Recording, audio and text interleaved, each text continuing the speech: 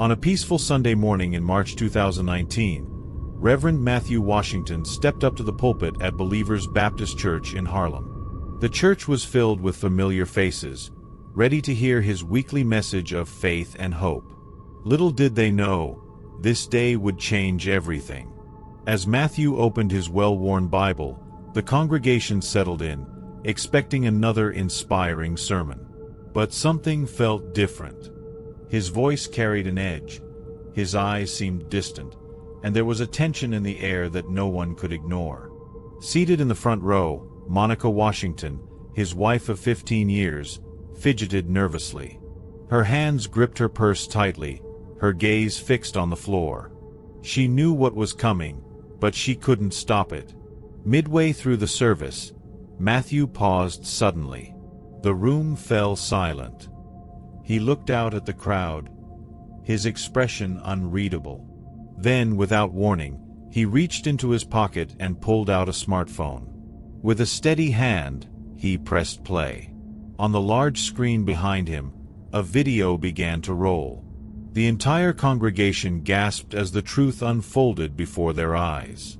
There, on the screen, was Monica, locked in an embrace with Dr. Julian Foster, a respected cardiologist from the local hospital.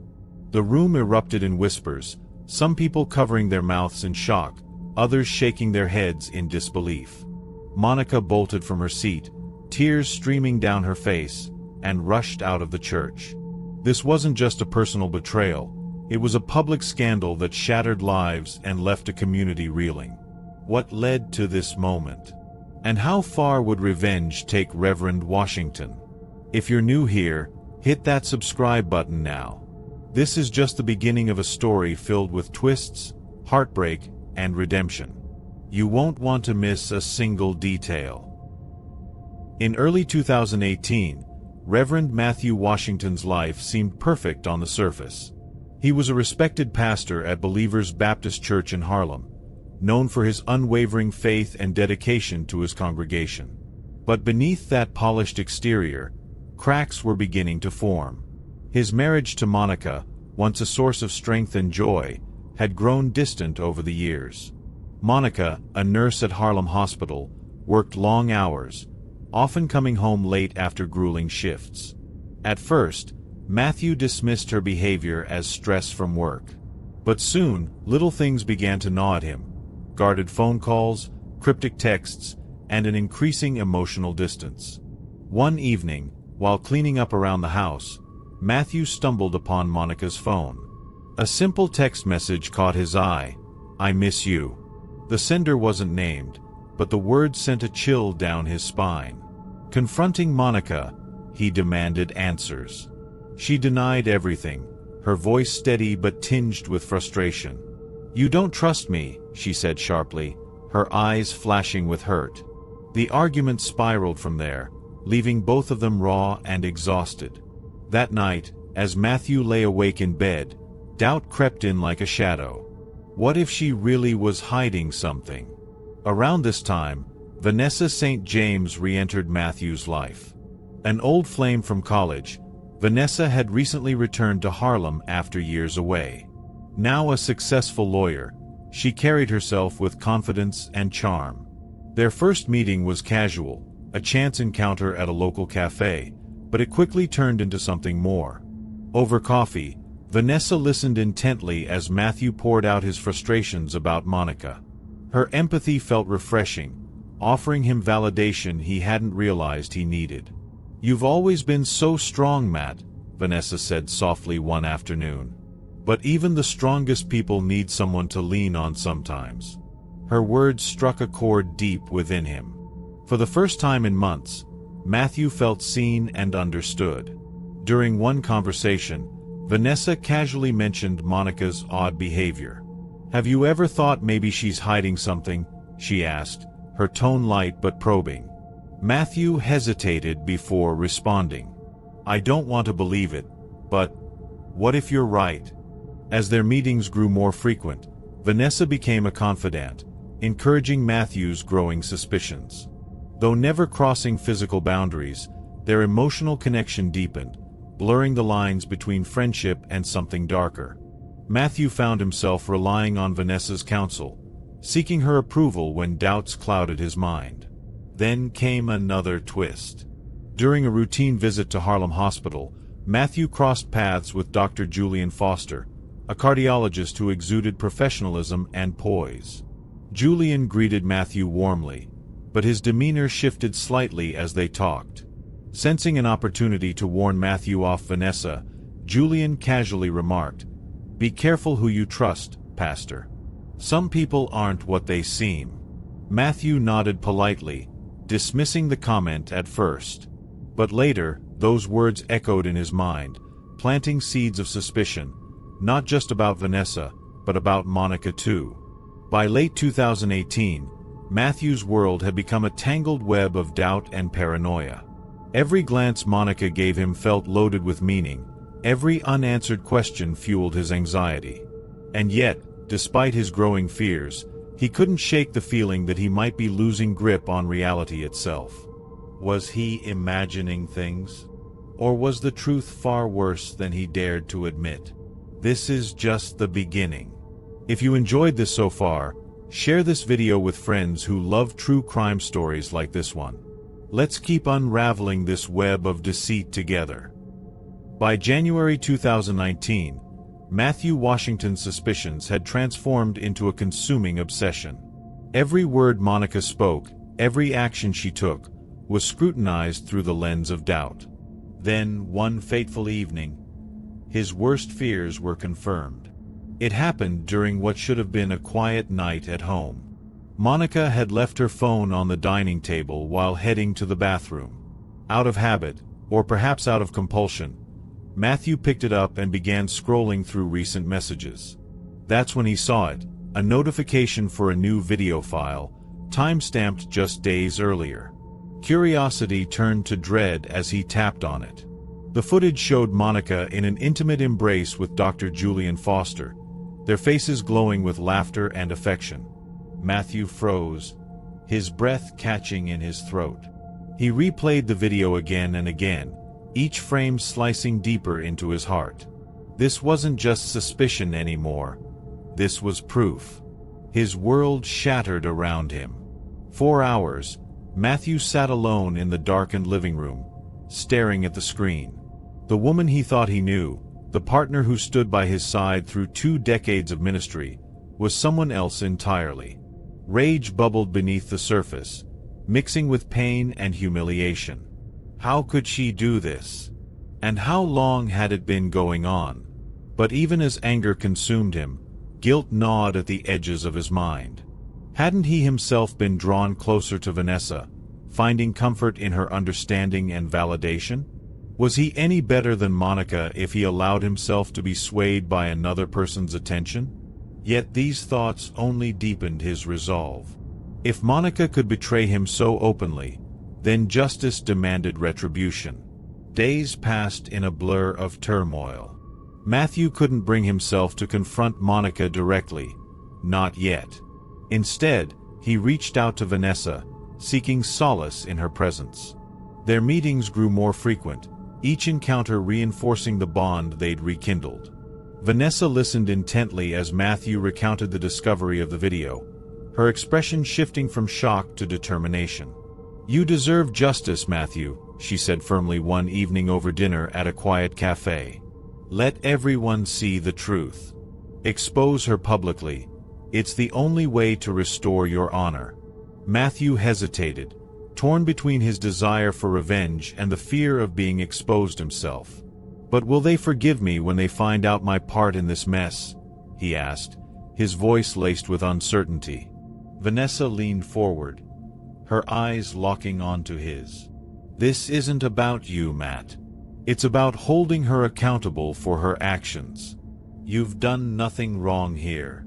Her words resonated deeply, fueling his resolve.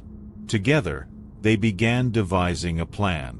Vanessa, leveraging her legal expertise, ensured that their actions wouldn't leave them vulnerable to criminal consequences. They decided to use the upcoming Sunday service, a gathering of hundreds of congregants, as the stage for their dramatic revelation. Matthew would weave the exposure into his sermon, framing it as a lesson on honesty and accountability. As the weeks unfolded, Matthew threw himself into preparations.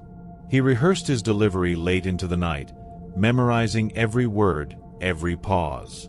Meanwhile, Vanessa worked behind the scenes, ensuring all legal bases were covered. She consulted colleagues at her law firm, crafting airtight arguments to protect Matthew should anyone challenge their actions. Yet despite their meticulous planning, tension simmered beneath the surface. Flashbacks to happier times with Monica haunted Matthew's thoughts. He remembered their early years together, their first date, their wedding day, the countless sermons where she'd sat proudly in the front row. These memories clashed violently with the reality of her betrayal, creating a storm of conflicting emotions that threatened to overwhelm him. In the days leading up to the service, Matthew's behavior became increasingly erratic. He snapped at church members over minor issues, barely slept, and drank more coffee than ever before. Deacon Johnson noticed the change and approached him privately, urging caution. "Matthew, son," the older man said gently, "you're not yourself lately. Is everything all right?" "I'm fine," Matthew lied, forcing a smile. But inside, he seethed with frustration. No one understood what he was going through, not even Deacon Johnson, whose unwavering faith seemed almost mocking in light of Matthew's crumbling world. Meanwhile, Monica remained oblivious to the impending storm. Her focus was elsewhere, on work, on friends, on whatever secret life she now led. When Matthew tried to engage her in conversation, she responded with vague answers or changed the subject altogether. Each interaction added fuel to his fire, strengthening his conviction that public exposure was the only path forward. One evening, as Matthew lay awake in bed, he replayed the video once more. This time, though, he noticed something he hadn't seen before, a fleeting moment where Monica glanced off-screen, her expression tinged with sadness. For the first time, he wondered if there was more to her story, if perhaps her affair stemmed from unhappiness or loneliness rather than malice. But the thought quickly dissipated under the weight of his own pain. Justice, he told himself, must come first. Do you think Matthew made the right choice? Comment below with your thoughts. Did his anger cloud his judgment, or was exposing Monica necessary for closure? Don't forget to hit that bell icon for notifications.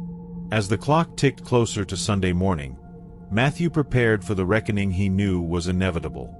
Whatever happened next, one thing was certain: nothing would ever be the same again.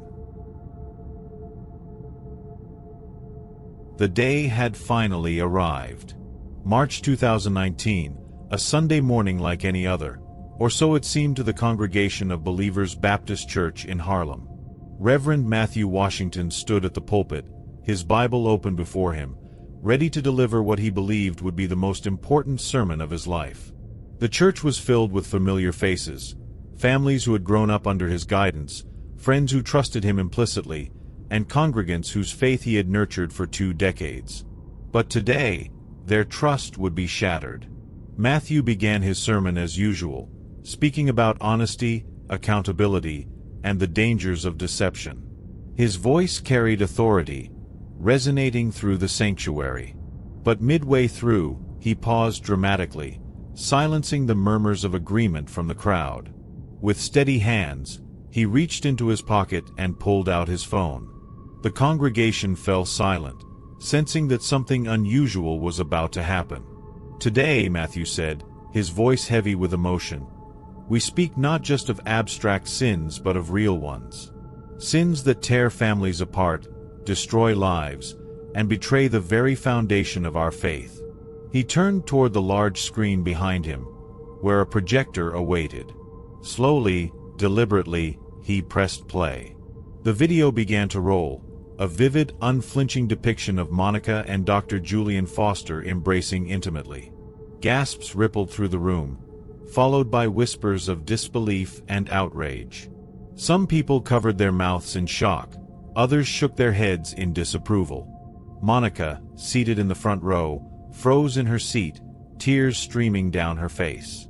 Without a word, She bolted from the pew and rushed out of the church, her sobs echoing through the halls.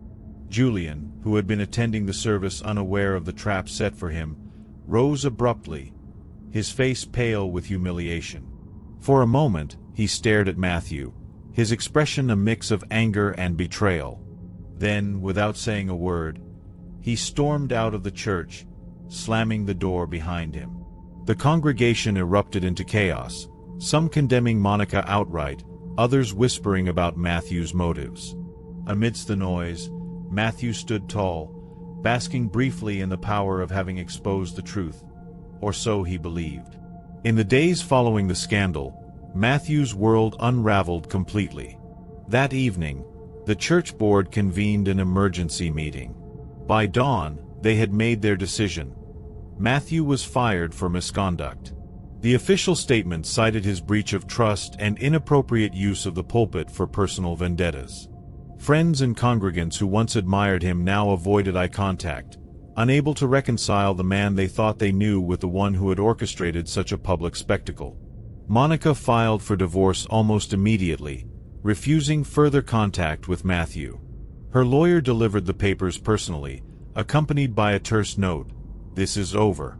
The words stung deeply, cutting through whatever remnants of hope Matthew still clung to.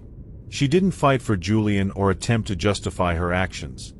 Instead, she chose to sever all ties, not just with Matthew, but with the entire community. Her departure left Matthew feeling more isolated than ever. Meanwhile, Julian faced ruin in his professional life. The hospital forced him to resign, citing concerns about his integrity and reputation. His medical license came under scrutiny, threatening to end his career entirely. In the midst of this turmoil, he wrote a brief letter to Matthew, offering some semblance of closure. "Reverend Washington, I understand the pain that drove you to act as you did. I hope you find peace in time. While I cannot excuse my own actions, I recognize that we are both victims of choices gone awry. May God grant us both the strength to move forward." The letter stung Matthew deeply. Here was Julian, the man he despised above all others, acknowledging his wrongdoing while also extending a hand of understanding. It forced Matthew to confront uncomfortable truths about his own role in the scandal. Had revenge truly brought him justice, or had it only deepened the wounds? Beyond the immediate fallout, the scandal reverberated through the broader community. News outlets picked up the story, turning it into a media circus. Headlines blared across newspapers and websites. "Harlem pastor exposes wife's affair during sermon." Reporters camped outside the church, hoping to catch glimpses of the key players. Congregants were torn between outrage and sympathy, their opinions divided along lines of morality and loyalty. Some defended Matthew's right to expose the truth, while others condemned his methods as cruel and self-serving. Deacon Johnson, the steadfast pillar of the church, tried to mediate the situation. He met privately with Matthew, urging him to step aside temporarily for the sake of the congregation. "This isn't just about you, son," he said gently. "It's about the people who depend on this church for guidance and solace. They need stability now more than ever." Though Matthew nodded reluctantly, he couldn't shake the bitterness welling inside him. How could he offer stability when his own life felt so fractured? For Monica, the aftermath was equally devastating. She sought refuge with her sister, retreating from public view entirely. Friends from the church stopped calling, their messages growing sparse and impersonal. Even those who sympathized with her plight kept their distance, unwilling to risk association with someone so publicly disgraced. Filing for divorce became less about moving on and more about survival, an act of self-preservation in the face of overwhelming shame. Julian, too, struggled to rebuild his life. He moved to another city, starting over under a cloud of suspicion. His attempts to reconnect with old colleagues were met with polite indifference, and new opportunities remained elusive. Yet despite the challenges, he found solace in reflection. His letter to Matthew wasn't just an apology, it was a cry for redemption, a plea for understanding in a world that seemed determined to cast judgment. Did justice prevail, or did revenge only deepen the wounds? Stay tuned, we're not done yet. Hit subscribe if you haven't already, and let's explore the rest of this harrowing tale. What do you think should happen next?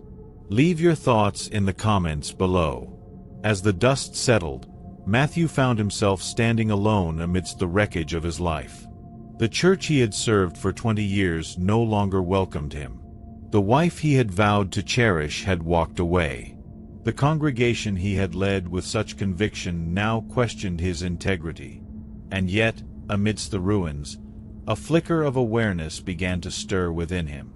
Perhaps revenge hadn't been the answer after all. Perhaps, in seeking justice, he had lost sight of the very principles he claimed to defend.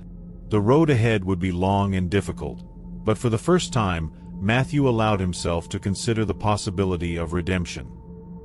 By April 2019, Matthew Washington found himself at rock bottom. Alone and broken, his life lay in ruins. The church he had served for 20 years no longer welcomed him. The wife he had vowed to cherish had walked away. The congregation he had led with conviction now questioned his integrity. What remained was a hollow shell of the man who once stood tall as a pillar of faith and morality. Nights stretched endlessly, filled with self-loathing and regret. Alcohol became his constant companion, dulling the pain but offering no real solace. His home, a place that once radiated warmth and love, now felt suffocatingly empty. Each day blurred into the next, marked only by the ache of loneliness and the weight of his mistakes. One fateful night, driven to the brink by overwhelming guilt and shame, Matthew found himself standing on the edge of a bridge overlooking the Harlem River. The cold wind whipped around him, pulling at his coat as he stared down into the dark waters below. In that moment, everything seemed pointless. The years of service, the sermons, the promises made and broken. Suicide loomed as an escape, a way to end the torment consuming his soul. But fate intervened. As Matthew hesitated, lost in thought, a familiar voice called out from behind him. It was Deacon Johnson, the steadfast mentor and confidant who had watched Matthew's fall with sorrow and concern. "Matthew," Deacon said firmly, stepping closer, "you're better than this. You've been through worse before, and you've always risen above it." Deacon's words cut through the fog of despair. With quiet authority, he reminded Matthew of God's mercy and the possibility of redemption. "We all make mistakes, son," Deacon continued, placing a hand on Matthew's shoulder. "But it's not our failures that define us, it's how we choose to rise above them. Do you want to be remembered as the man who fell, or the man who fought back?" For the first time in months, Matthew felt a flicker of hope ignite within him. That night, under the watchful eye of Deacon Johnson, he made a vow to rebuild his life, one step at a time. The journey toward redemption began with pen and paper. Matthew knew that true healing required accountability, so he set about crafting heartfelt letters of apology to those he had wronged. To Monica he wrote, "Monica, I cannot undo what I have done, but I can admit my part in this tragedy. My jealousy blinded me to your pain, and my actions caused harm far greater than any betrayal you committed. Forgive me if you can, but know that I carry this burden with me every day." To Julian Foster, whose career and reputation he had destroyed, Matthew expressed remorse without excuses. "Dr. Foster, while nothing justifies your affair with Monica, I recognize my own role in exposing it publicly. Your humiliation was never my intention, yet it became my reality. I pray you find peace and strength to move forward." Finally, to the congregation, he acknowledged his failure as their leader. "Beloved members of Believers Baptist Church, I betrayed your trust when I used the pulpit for personal vengeance. I ask for your forgiveness, though I understand if it is too much to give. Let my story serve as a cautionary tale about the dangers of pride and revenge." Responses varied widely. Some forgave him, responding with messages of support and encouragement. Others rejected his attempts outright, their wounds still too fresh to heal. Regardless of the outcome, writing these letters forced Matthew to confront his flaws head-on, a crucial step toward genuine repentance. Over the following months, Matthew slowly pieced his life back together. He sought counseling to address his depression and addiction, finding comfort in therapy sessions and spiritual reflection. Slowly, he regained a sense of purpose. By late 2019, a former parishioner connected him with a local university seeking guest speakers for its religious studies program. Initially hesitant, Matthew agreed to deliver a single lecture on the topic of faith and morality. The experience reignited his passion for teaching and mentoring others. Over the next year, Matthew secured a permanent position as an adjunct professor, sharing his experiences with students eager to learn about the complexities of faith and human nature. Through lectures and workshops, he warned others about the dangers of hypocrisy and revenge, drawing from his own painful journey. One particularly memorable class discussion centered on the concept of redemption. A student asked, "Reverend Washington, do you believe people can truly change after making such serious mistakes?" Matthew paused, reflecting on his own transformation. "Yes," he replied softly, "we are all flawed, but it is not our flaws that define us. It is how we choose to rise above them." This philosophy guided much of his work during this period. He mentored struggling students, counseled individuals grappling with moral dilemmas, and even collaborated with local churches to develop programs focused on reconciliation and restorative justice. In December 2020, Matthew delivered the speech that would mark the culmination of his redemption arc. Invited to address a packed auditorium at the university, he stood before a diverse audience of students, faculty, and community members. The room buzzed with anticipation as he took the stage, his presence commanding attention despite his humble demeanor. "Good evening, everyone," he began, his voice steady but tinged with emotion. "Thank you for being here tonight. I stand before you not as a perfect man, not as someone who has all the answers, but as a flawed individual striving to make sense of my own journey, a journey marked by betrayal, revenge, and ultimately redemption." He recounted his story with unflinching honesty, taking the audience back to the beginning. "For 20 years, I served as the pastor of Believers Baptist Church in Harlem. It was more than just a job, it was my calling. My family had a legacy of preachers, and I carried that torch proudly. Every Sunday, I stood at the pulpit, delivering sermons about faith, integrity, and accountability. But behind the scenes, my life was unraveling in ways I couldn't yet see. My marriage to Monica, once a source of strength and joy, had grown distant over the years. She worked long hours as a nurse at Harlem Hospital, often coming home late after grueling shifts. At first, I dismissed her behavior as stress from work. But soon, little things began to gnaw at me: guarded phone calls, cryptic texts, and increasing emotional distance. Doubt crept in like a shadow, poisoning my thoughts and fueling my paranoia. Then came the discovery that shattered everything. One evening, while cleaning up around the house, I stumbled upon Monica's phone. There on the screen was a text message: "I miss you." The sender wasn't named, but the words sent a chill down my spine. Confronting Monica only led to denial and anger. Our argument left us both raw and exhausted, and that night, as I lay awake in bed, doubt consumed me. What if she really was hiding something? Around this time, Vanessa St. James, an old flame from college, re-entered my life. Now a successful lawyer, she carried herself with confidence and charm. Our meetings became frequent, each encounter deepening our emotional bond. Though we never crossed physical boundaries, our connection blurred the lines between friendship and something darker. Vanessa listened intently as I poured out my frustrations about Monica, subtly planting seeds of doubt. Her words resonated deeply, reinforcing my growing suspicions. The tipping point came when I discovered a video on Monica's phone, a damning piece of evidence showing her in an intimate embrace with Dr. Julian Foster, a cardiologist at the hospital. My world crumbled around me. Rage bubbled beneath the surface, mixing with pain and humiliation. How could she do this? And how long had it been going on? Driven by anger and pride, I devised a plan to expose Monica publicly during the Sunday service. With Vanessa's help, I ensured legal protection, leveraging her expertise as a lawyer. On that fateful morning in March 2019, I delivered what I believed would be the most important sermon of my life. Midway through, I paused dramatically, pulling out my phone and playing the video for the entire congregation to see.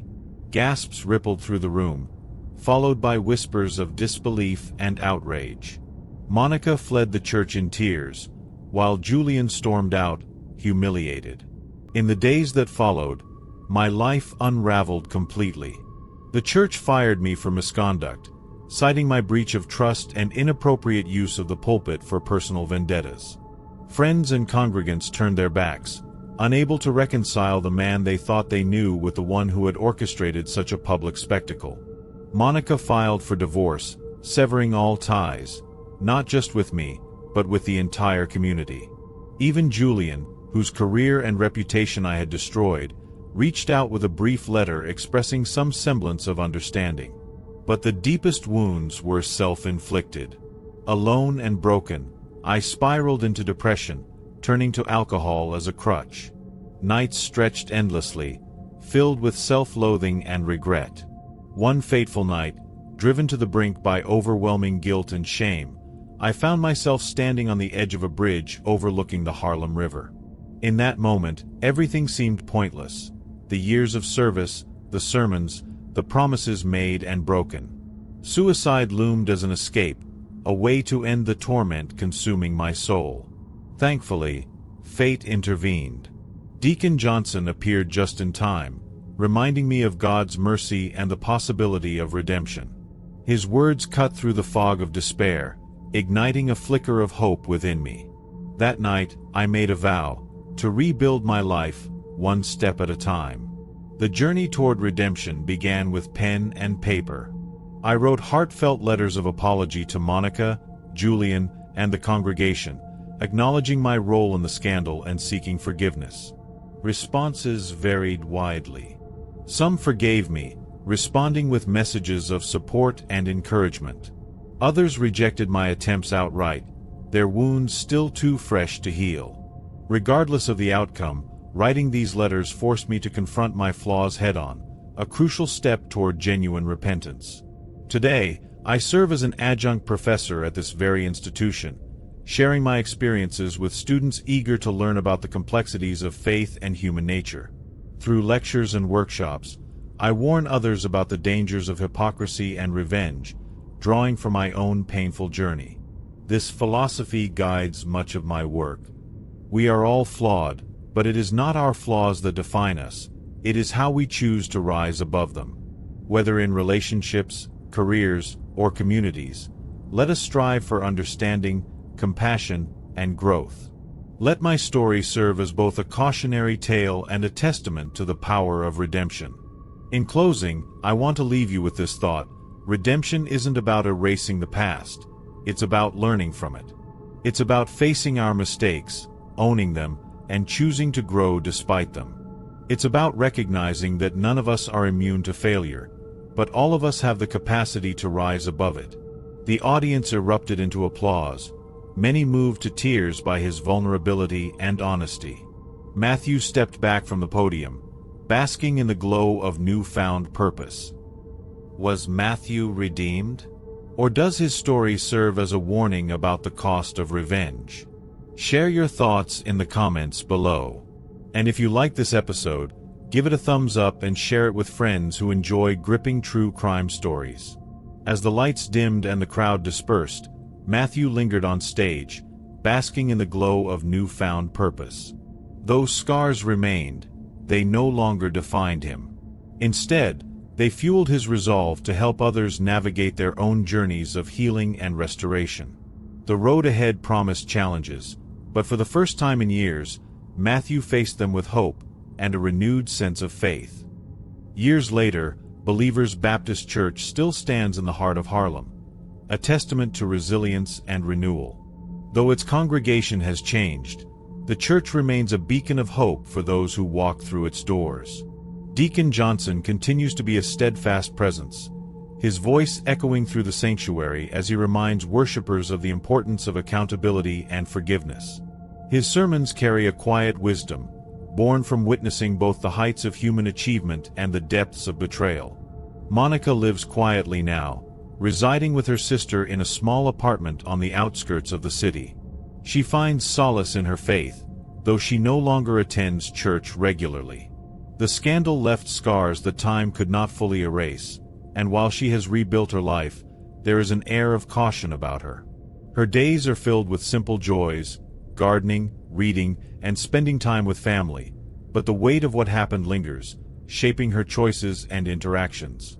For Monica, healing came not through grand gestures but through quiet acceptance of the past. Julian Foster, too, found a way forward. After leaving Harlem, he relocated to another city, rebuilding his career step by painstaking step. The stigma of the affair followed him, casting long shadows over his professional life, but he persevered. Over time, he earned back some measure of respect, proving himself once again as a skilled cardiologist. Yet, the experience left him forever changed. He carries the lessons of humility and responsibility with him, often reflecting on how easily one mistake can alter so many lives. In private moments, he wonders about Matthew and Monica, wondering if they ever found peace. Trust is fragile, it begins, and when broken, it leaves ripples that touch everyone involved. Betrayal cuts deep, but so does revenge. This story isn't just about personal failures or triumphs. It's about the societal forces that shape our actions and judgments. How we treat each other during times of crisis defines us more than any single act of wrongdoing. Matthew's fall from grace served as a mirror for the community, forcing them to confront uncomfortable truths about hypocrisy and judgment. Monica's silence spoke volumes about the stigma faced by women caught in scandals, even when their stories are complex and multifaceted. And Julian's redemption journey highlighted the possibility of second chances, however difficult they may be to achieve. This story is more than just a tale of betrayal and revenge. It's a reflection of the human condition. It asks us to consider, what does it mean to forgive, to heal, to rebuild after everything seems lost? Thank you for watching Vic's True Crime Stories. Be sure to check out our other videos exploring similar cases. Subscribe now and hit the bell icon to stay updated. What do you think should happen next? Leave your ideas in the comments below.